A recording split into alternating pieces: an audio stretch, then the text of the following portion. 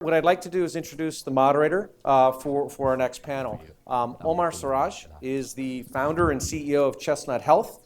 You'll see in your programs a little bit more about him and his background. And the panel that he's going to be moderating is healthcare as changing landscape in healthcare, which we thought would be a very interesting topic for all of us because we're not only potentially serving in some capacity, many, but we're all part of that landscape as well. So Omar, I'll let you take it from there. Thank you. Thank you very much, and good morning, ladies and gentlemen. I have someone's wallet here. Ed, care for that? Is that yours? It's not okay, I don't want to lose it. It's a wallet.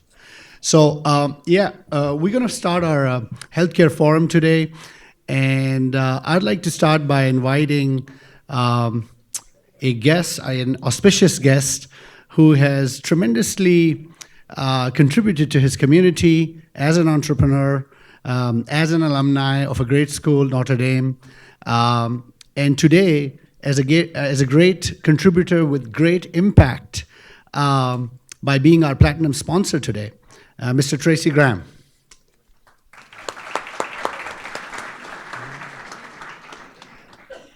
Tracy's going to share with us a demo about an app that they're using at AC3. I'll just have Barbara pick it up.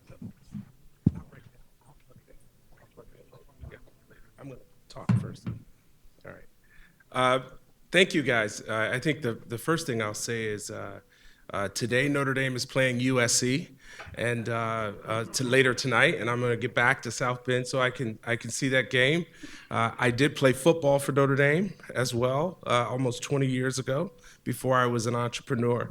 So I guess I'll say as well, I'm honored to be able to talk to you and share a little bit about AC3, or Advanced Centers for Cancer Care. I want to thank Open Chicago and Omer for allowing us to talk and be a platinum sponsor here.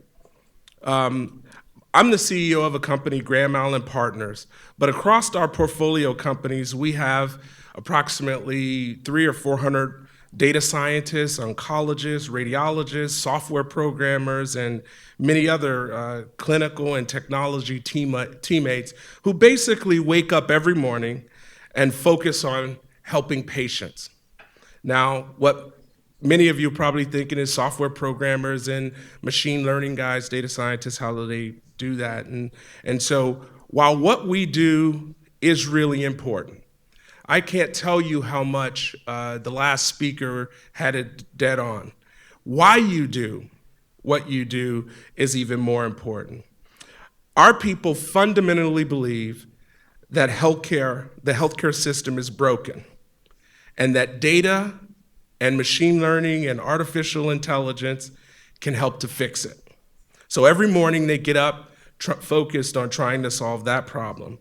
You'll hear a lot about that here. Here we have some machine learning experts in the crowd. I just say there's 5 basic things that we start with about healthcare for us. The first is the cost of the healthcare system is unfairly biased against commercial payers. And when we say commercial payers, we mean businesses, employees, people who pay sometimes 2 or 3 times the cost of Medicare and Medicaid. So we fundamentally believe that's unfair. 2, we also think that to fix this system, I think we have to acknowledge that someone has to give up something. In our language internally, we talk about somebody's going to lose. Who's it going to be? Is it going to be the drug manufacturer, the hospital who has premium payments, the providers or independent physician groups, the brokers, the TPAs, the carriers like Anthem, the drug distributors, the medical device guys? Someone is going to have to give up something because the pie is going to stop growing at the rate that it's growing. So if you accept that, then you sort of see the problem here that we're trying to solve. We also believe, number 3, that the winners will reduce costs and get paid more. Now the question is, how on earth do you do that? How do you reduce costs, but also make more money, more profit? I think the answer to that is pretty clear. You got to cut somebody out of the pie. Somebody's going to lose. You got to take more from someone. Fourth, we believe that the winners will demonstrate an ability to move market share. So much of what you see from us is about how do we move market share of patients, market share of drugs. That's a big part. Market share of medical devices. Someone's going to have to be able to move market share to lower cost providers.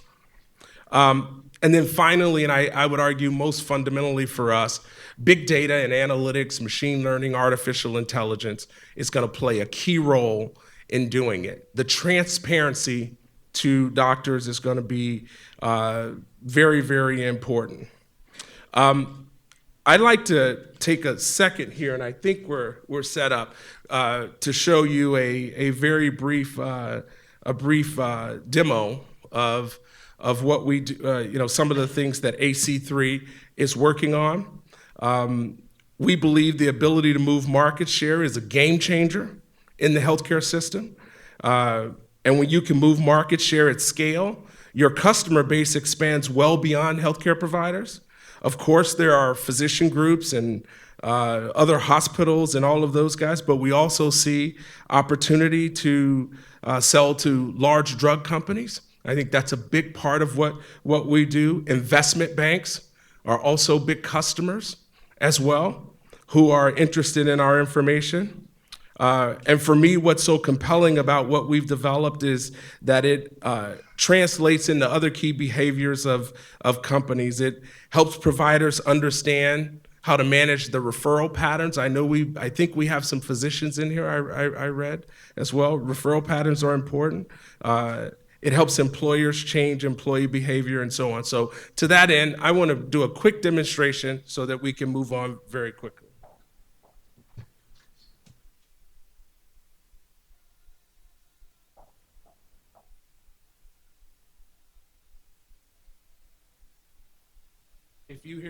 If my wife calls while we're here, just forgive me.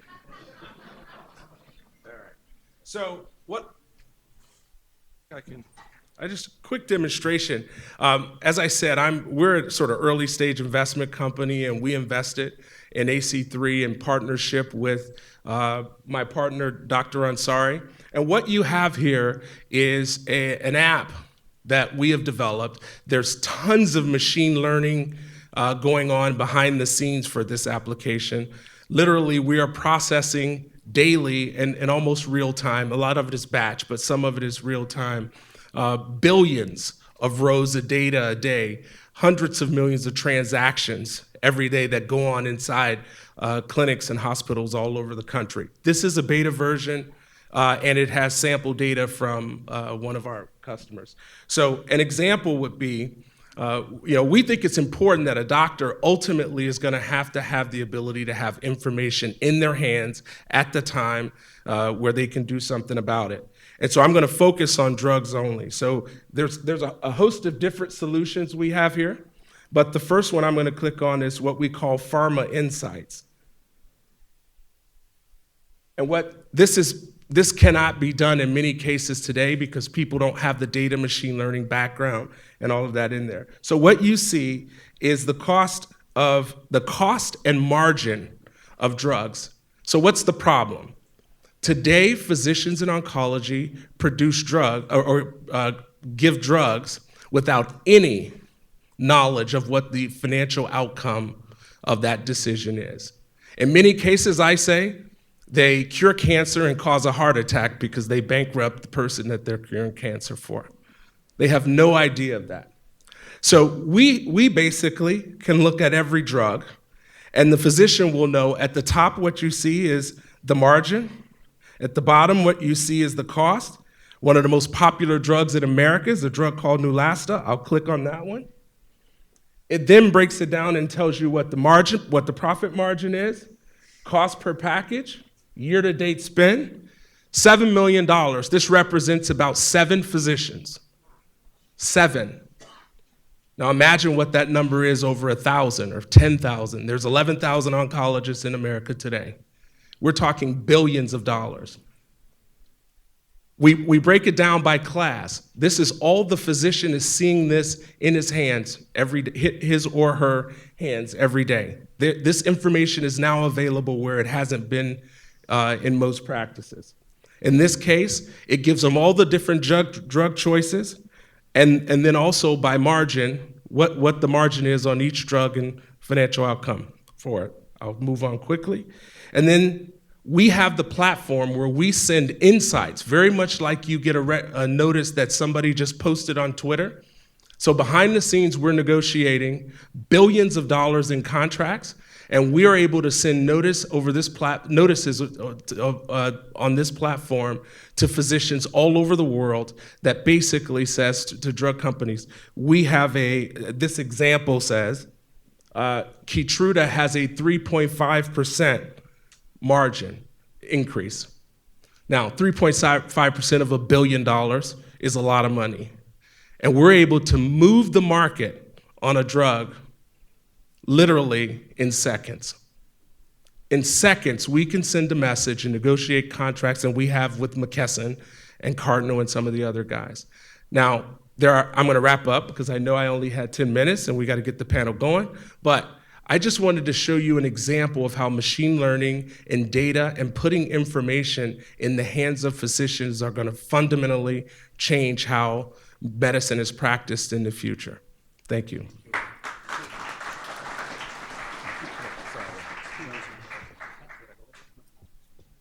Okay, thank you.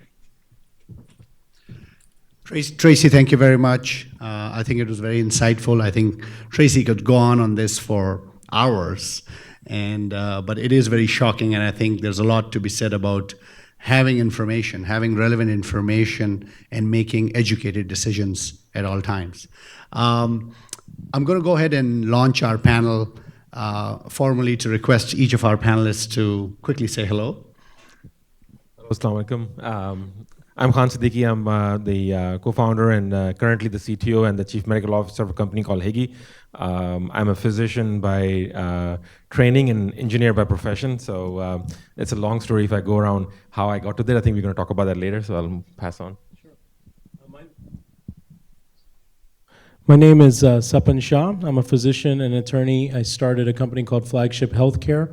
Also, I'm a candidate for U.S. Congress in the Illinois 10th Congressional District. I've known Amer for several years because of work and other things, and happy to be here. Can you hear? He's controlling this. I'm a medical oncologist, and me and Tracy both decided to be part of the solution of the healthcare rather than be the problem. Yes, and our platinum sponsor. Thank you, Dr. Bilal. And everybody knows Tracy. So I'm being reminded by our president that we are pressed on time. So I wanted to take a few minutes. Is it working? I wanted to take a few minutes to quickly set the stage about the discussion on healthcare. We can go on for days discussing healthcare and all the problems with it and all the politics of it and all the discussions and all the satisfactions and dissatisfactions. Today, in the next 30 minutes, I want to spend a few minutes to set the stage of how we're going to look at healthcare today. The goal being that after you guys leave today, hopefully you leave with a perspective, a better perspective than what you walked in with. When we talk about the changing landscape of healthcare, the first question that comes to mind is that why a change? Why is there a need for change? And I'll draw from Jay Sakhawat's comments earlier that what is the problem? So I'm going to touch a little bit about the problem and what is it that we're trying to solve and how are we solving it. And then in the end, I'll let you guys be the judge of it, if the problem is getting solved or not. And there's going to be a dialogue between you guys and the panel to judge whether what's being done is good or not. So the problem with healthcare is only twofold. There are only 2 points that I want you to keep in mind about the problem. Number one, that the cost is going up.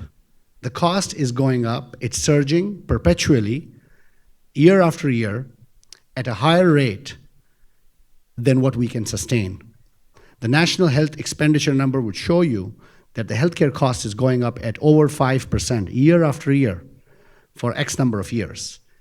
And I don't want to go into the details of the statistics, but we're looking at an over $3 trillion industry. That's the health expenditure, national health expenditure. You can Google it. Everybody can check it out. That's the sort of monies that goes into healthcare.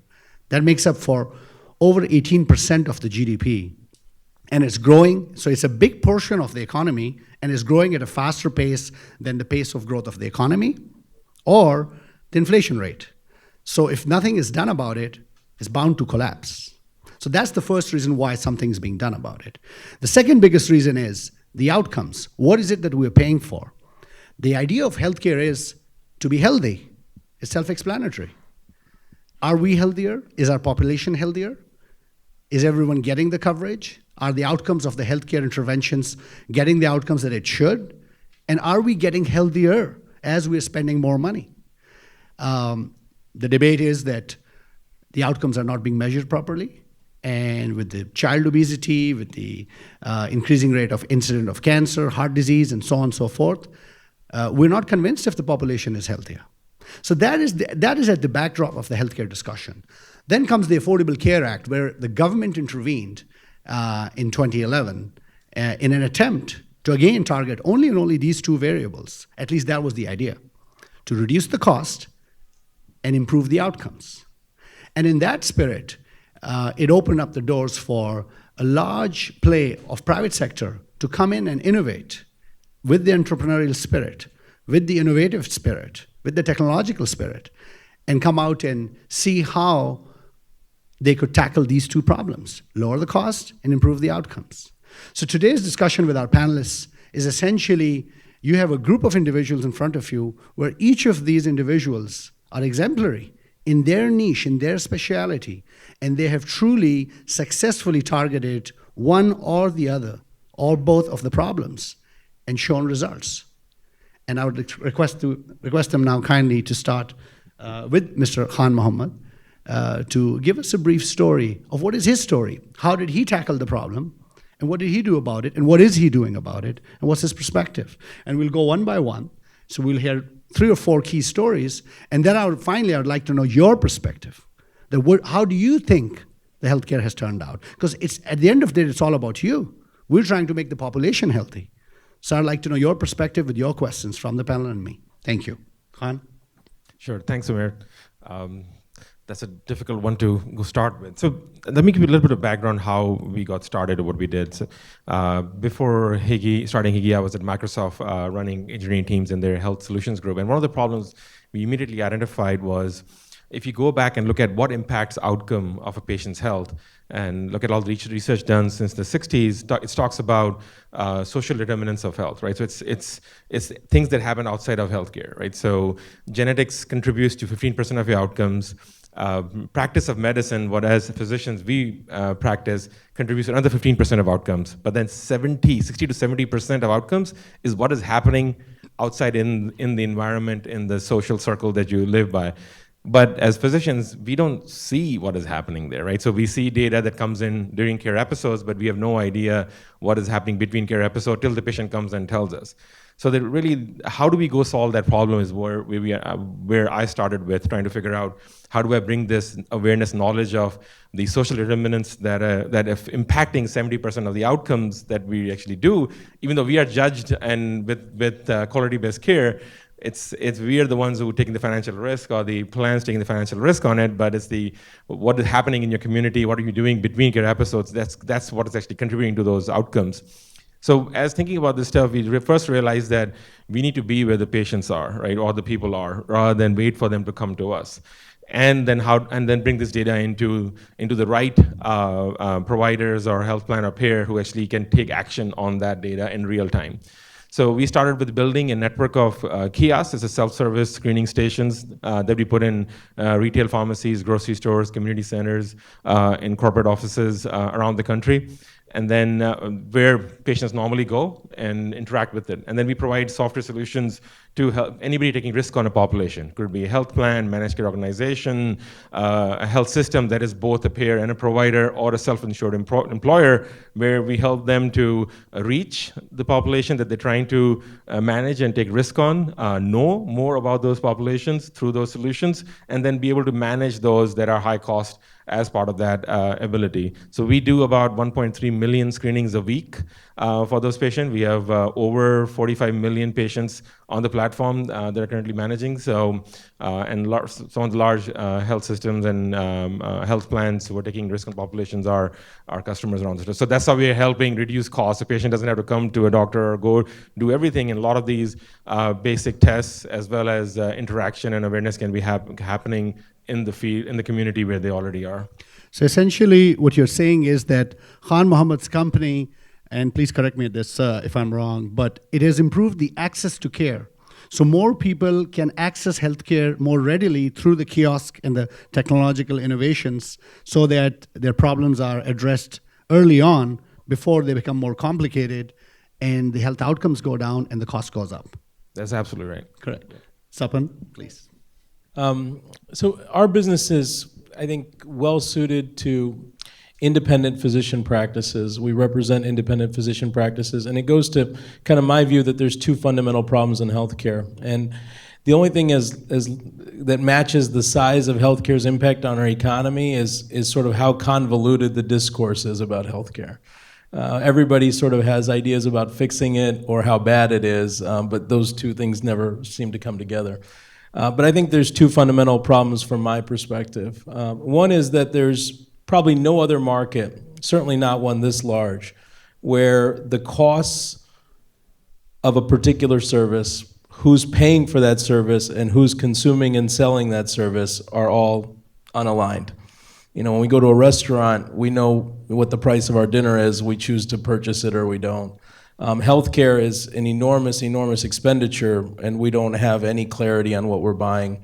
We don't have any clarity on how much our subsequent costs will be. So that's one big, big problem in healthcare.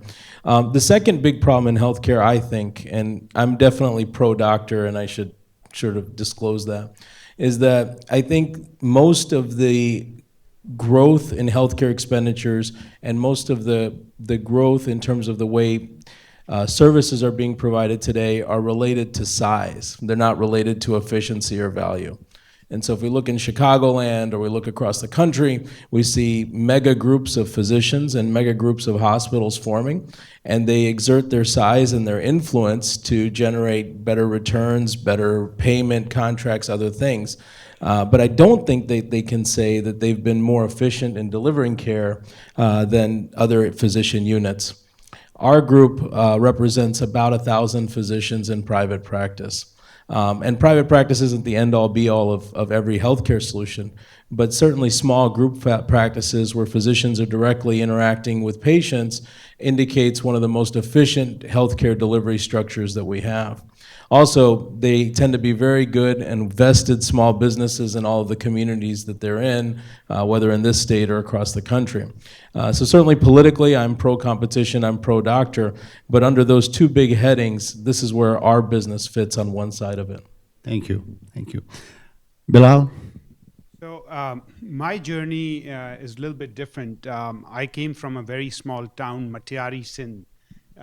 When I came here, I had education. My parents were physicians. I went to a very small college, Muncie, Indiana, 20,000 people. I was content. I was told, this is probably what you're going to do. And then I took a wrong turn in life where literally I told Umair I was going for a fellowship interview. I missed it. I called my wife and I said, I missed it. I'm very content. Let's just stay here. You missed the exit. I missed the exit. And she said, I think you should still try. And I looked and I saw the airport. And then I got on the plane. I became an oncologist. And then I realized that these bills don't make any sense. And I called my father, and he is an orthopedic surgeon. And I said, how can a care in Pakistan be of this price and in America be this price when the outcomes are the same? Tracy, a great friend of mine, kids went to school together. And we said, let's just put a sense, let's try to solve this problem. This is about 8-9 years ago.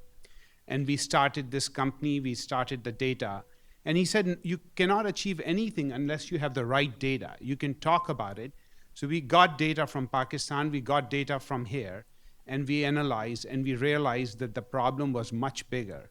A $3 trillion problem was way bigger what we could have imagined. We could only make a small dent, and that's what we decided to do. And we hope that this new generation, I saw a lot of kids sitting here, they can take to the next level after us. We hope to give the platform to them. And I think this problem can be solved. It's very simple. There are too many in-between people. Physicians do the work. And Tracy is the one who told me physicians forgot one thing. The power was in their pen. We thought that the power was with insurance company, with hospitals and everything. We proved it. The minute our program we don't call it tweet, we call it whisper. The market changed by $1 billion. And that's when we realized that the power was in your pen, and we could make the system go right again. Absolutely. Thank you, Bilal. So in this limited time, I just wanted you all to capture a little bit about what our panelists have done. I'd like to open the floor to questions. I encourage you to ask us a lot of questions on what your experience has been with healthcare. What do you think? Do you think that the service that you get today is better? Do you think it's at a lower cost? And more importantly, how do you see entrepreneurship playing out in this? What are the entrepreneurial lessons you want to learn from the journeys that these gentlemen have had? Any questions? Hi, right here. Yes. Hi. Yeah, Raheel again. About a couple months ago, I visited Mercy Hospital in St. Louis, and I realized they just had invested about $250 million to create a virtual care center focused around this idea of patient engagement, meaning the doctors, and it's about a 12-story building and it's just full of doctors and nurses, but no patients. They all are managed and seen virtually. And partly the goal was to actually, really get to know the patients and work with them as an individual, as a person, and provide effective healthcare. But that was an investment they had to make, right? Decide that I'm going to invest $250 million to get this up and running. How do you see that idea of virtual care, the investments here, and the desire to actually get closer to patients to change some of the dynamics that you're talking about here? Who's the question for? Maybe for Sapan, perhaps. Sapan. We see a lot of, I'm also a member of Hyde Park Angels upstairs, and we see a lot of opportunities in the telehealth space. Specifically, one of our portfolio companies was a group called Regroup Therapy. We led the deal on them a couple years ago, and they just got an up round. We're very optimistic about that space, in particular for a specialty like psychiatry, where we sort of joke that they never do a physical exam. So they're well suited for telehealth, and that group is doing very well. That's an indication that model is gonna develop and grow. And I think that's a subtext to our whole discussion, is that, this is a group about Pakistani entrepreneurs. When a system is this messed up, and there's so many opportunities, and so it should be really a thing to look out for as a young entrepreneur, that there can be small fixes, big fixes, but there's a lot of opportunity. Any other questions? Yes. My question is with Mr. Mohammad Khan. Sorry. Mr. Mohammad Khan, please let us know that how you connect the end users and providers, and what is the benefit to the community. Thank you. Sure, absolutely. So if you think about it, our focus really was, how do we make a habit of people connecting with healthcare all the time, right? So the reason we chose to put our stations in retail pharmacies and grocery stores, because you have to eat. You have to go buy your food on a weekly basis, or maybe more. Typical adult goes to a grocery store about 1.3 times a week. So how do we make a habit that when you're doing there becomes a health moment? And when you're doing that, how do we get the data in real time back to your physician who's actually managing your population if you're part of that program. So that's what we do. When somebody walks in, so about 55% of Higi users, when they walk into a grocery store, so they go use our station first before they do any shopping. So that gives us opportunity to influence their buying behavior. So don't buy that heavy cream ice cream, maybe not those potato chips, do something else kind of things. But also if you're hypertensive, idea of how do you identify low salt elements in the store. So we're kind of providing that communication to it, but in real time, if they're connected and sharing the data with their doctor, data goes back into their population health systems for the health system or the physician who's taking care of it, or the health plan or the payer who's taking care of it. So that's how we're trying to do it. I mean, if you think of it, if you're trying to do 1.3 million patient visits a week, what's the cost? So the lowest possible cost, if you think of it, is $37 per visit. If you're trying to do a nurse practitioner or even a lower provider to do that cost, multiply that to 1.3 millions is what's going to cost you to bring all these people in front of a physician. We are providing that experience through a virtual means on an automated manner and getting data back into it, and virtually getting message from that provider, physician, or health plan to the patient in real time on a weekly basis. So it creates that continuous engagement opportunity with the patient. I hope that answered your question. Thank you. Next question. My name is Fawad Khan. I'm a retail pharmacist. My question is for Dr. Ansari. So basically, as you mentioned that, the power is basically in a prescriber's pen. So I need further explanation on how we can bring down the cost of, we are talking about like $3 trillion cost for healthcare that we are paying. And I always get patients yelling at us, that, how come my copay is so high, I cannot afford this medication. I will just give you an example, like hepatitis C medication, Harvoni. A 90-day, prescription cost is almost $100,000. So when you say that, it's the prescriber's, power, the pen power that, that you guys have. So how we can, implement this, and how, it can bring the overall healthcare cost down. Thank you. You're welcome. So the way I have seen it, envision, your platform has to be big enough to make the difference. And I'll give you an example. If you have two drugs and both have same efficacy, then what this platform does is you have Bristol Myers sit on the left, and you have Merck sit on the left or right-hand side, and you say you need to bring the cost down. And one has to agree, or one who has a dominant power, you send the whisper against the other one, and we shift the market. So that's how we are able to bring the cost down. So it's a very simple maths. If you make the most, you got to give it something back to solve the problem. And we all know that the R&D is taken out in about 3 months. So after 3 months, 99% is the drug company's profit. They have lot to give back. That's what. Thank you. Thank you very much. Yes, sir. Assalamu alaikum, Bilal Ashraf Lakhani from Naperville. We go back 25 years ago in Muncie. When I had no place in Muncie, I came to you. Thank you. But anyway, hopefully you can answer my question along with Tracy, who mentioned that you guys really squeeze margins, at the cost of trying to get affordable costs. So a lot of my employees, every time they really talk to me on our annual meetings, hey, what can you do to make it better for the healthcare cost? So far, I have not been successful in trying to really find a good insurance company that can take care of the employees, at the same time enhance the ownership and patients and cure them. Yesterday, I don't know if you heard about Gilead Science came out with a phenomenal drug for cancer. Over $350,000 for one dose. How can someone really, without having a heart attack or to bankruptcy, can afford that? So if you can really throw some light on that, I appreciate that. Thank you for your question. After this, our next question will be the last question. Sorry, we have to keep it short. Go ahead. I think the basic answer is under the current system, you cannot. That's the basic answer. The future answer is that the drug companies, their businesses first. They will only respond. And I see this because this idea that one of the first panelists talked about, this sense that there's a problem that is bothering you as an entrepreneur, this problem fundamentally bothered me.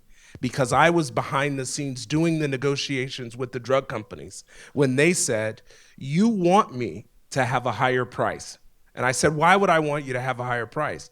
They said, because you represent providers, and the providers get 6%, let's say, for Medicare or for drug companies. So 6% of $350,000 is a lot more than 6% for a much smaller number.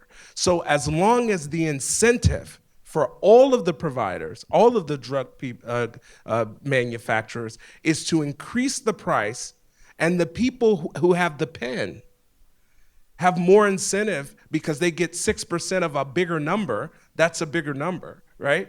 So there is no, in this system, there's no way to do it. So what do we have to do?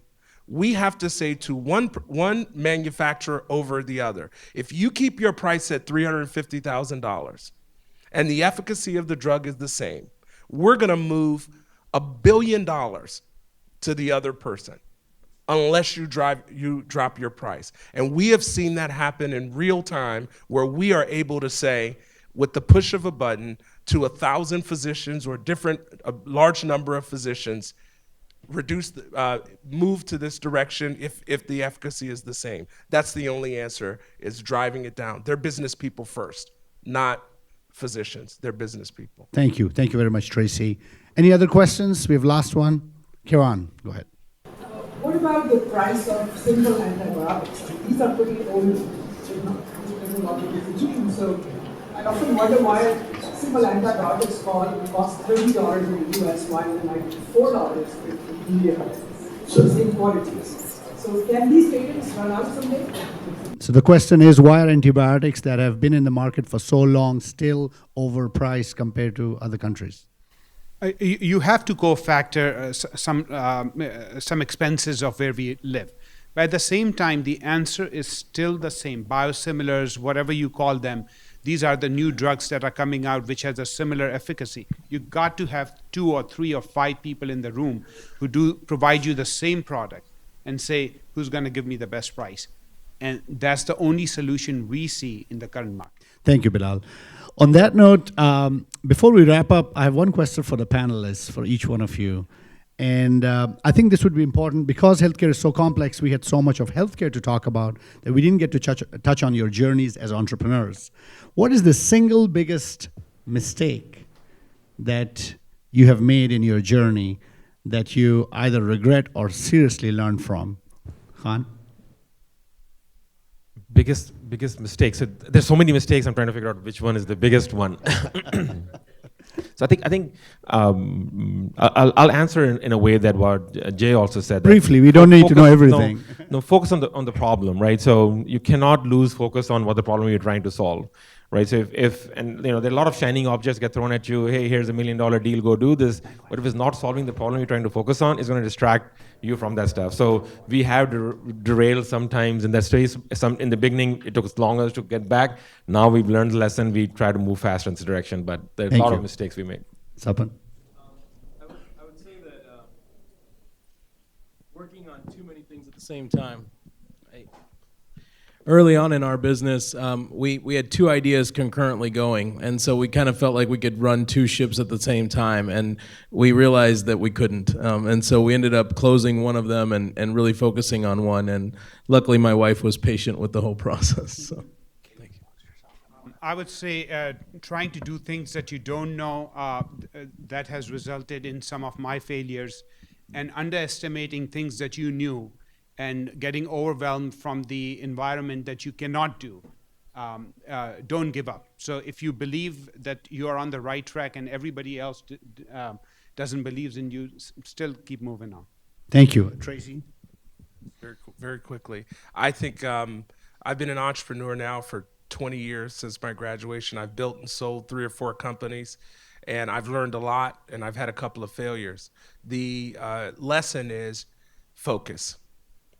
Know what you're good at and focus on that. Get as much scale as you can get on the things that you're really, really good at, and not dilute yourself, your time and effort and energy. That's been the biggest problem that I've seen. Gentlemen, that has been just wonderful. Thank you very much. Thank you. Give a round of applause.